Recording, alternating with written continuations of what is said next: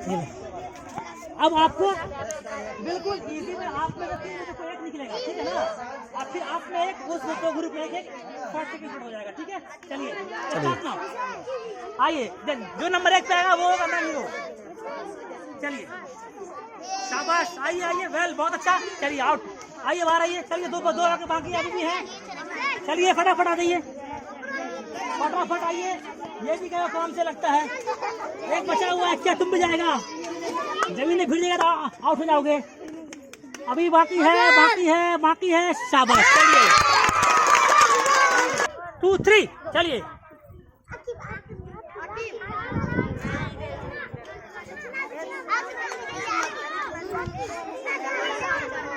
चलिए, बहुत करीब है लाइन अब आप लोगों के लिए। तीनों सही, बिल्कुल सही, तीनों 4 आ रहा है, बिल्कुल करीब आ चुके हैं आप लोग। देखते हैं जो गिरेगा वो गिरेगा, देखते हैं क्या होता है।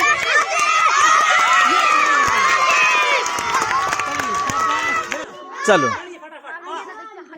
देखते हैं किसमें एबिलिटी है। तीनों बैलून को लेकर पहुंचाएगा वहां तक। बहुत बढ़िया, गुड।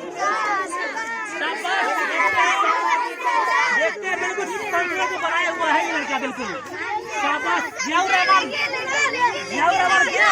चलो है, अभी टाइम बाकी है आपका। देखते हैं क्या करता है जियाउर रहमान। बहुत करीब लाइन के, बिल्कुल करीब लाइन के। क्या करोगे?